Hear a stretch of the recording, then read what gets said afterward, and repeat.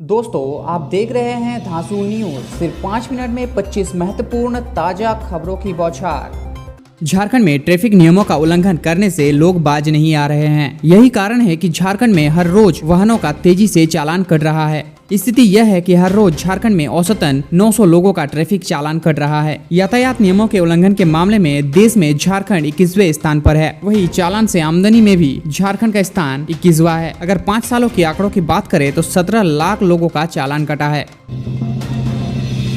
10वीं में 4 विद्यार्थियों को 95% से अधिक और 26 को 90% से अधिक अंक मिले। मुख्यमंत्री उत्कृष्ट विद्यालय के शिवलाल को 10वीं में 96.6% और 12वीं में सुभाश्री को 96.4% अंक मिले। वहीं झारखंड एकेडमिक काउंसिल ने मंगलवार को कक्षा 9वीं बोर्ड का रिजल्ट जारी किया। कक्षा 9वीं बोर्ड की परीक्षा में 98% परीक्षार्थी सफल रहे। परीक्षा में शामिल होने के लिए कुल 4,77,237 परीक्षार्थियों ने पंजीयन कराया था। इनमें से 4,71,428 परीक्षार्थी परीक्षा में शामिल हुए। परीक्षा में शामिल कुल विद्यार्थियों में से 4,65,277 सफल रहे।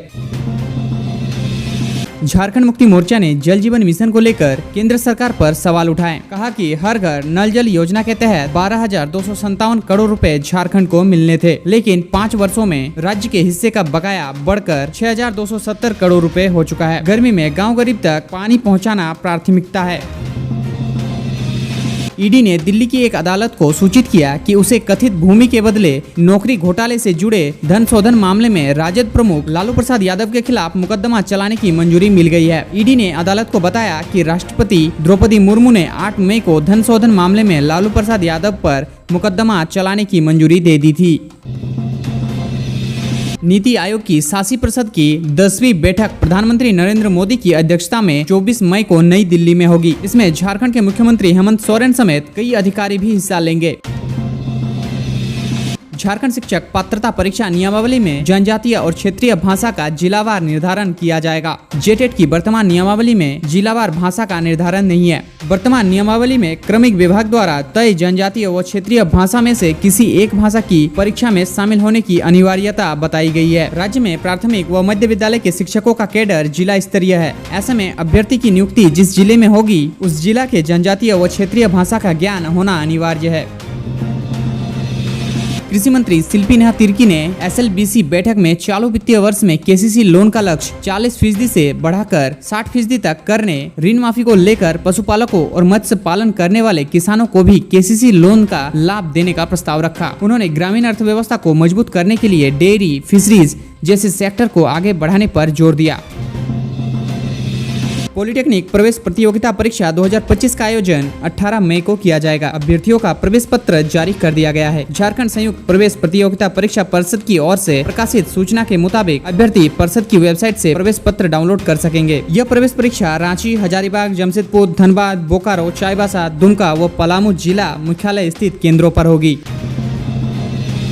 ग्रामीण विकास मंत्री दीपिका पांडे सिंह ने मंत्रालय में विभागीय कामकाज की समीक्षा की। इस दौरान उन्होंने ग्रामीण विकास की योजना के साथ साथ झारखंड राज्य आजीविका मिशन के कार्यों की प्रगति की जानकारी ली। मनरेगा की स्कीम की स्थिति के बारे में जाना। अधिकारियों को ज्यादा से ज्यादा ग्रामीण परिवारों को 100 दिन का रोजगार सुनिश्चित करने के लिए दैनिक मांग अभियान चलाने का निर्देश दिया। वहीं स्वयं सहायता समूह के माध्यम से बन रहे वर्मी कंपोस्ट यूनिट में तेजी लाने का निर्देश दिया।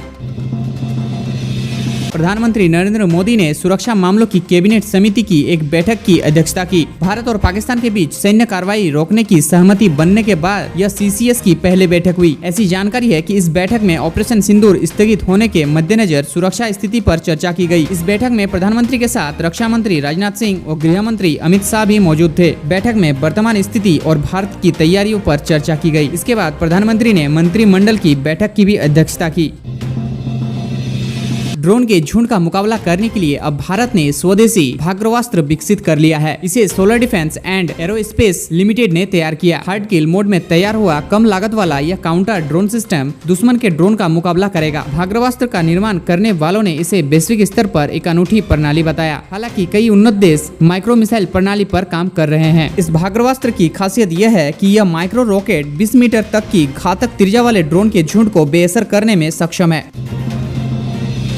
आतंकियों को पनाह देने वाले पाकिस्तान को अंतर्राष्ट्रीय मुद्रा कोष ने $1 अरब के कर्ज की दूसरी किस्त बुधवार को जारी कर दी है। इससे पहले IMF ने $1 बिलियन का कर्ज दिया था। भारत ने इस फंड के दुरुपयोग की आशंका जताते हुए विरोध किया था। हालांकि इसके बावजूद आतंकियों को बढ़ावा देने वाले पाकिस्तान को यह कर्ज दिया गया है। जानकारों का कहना है कि पाकिस्तान इस कर्ज का इस्तेमाल आतंकियों को पोषित करने में कर सकता है और इसका भारत पर असर पड़ सकता है। आज के लिए बस इतना ही, मिलते हैं अगली वीडियो में।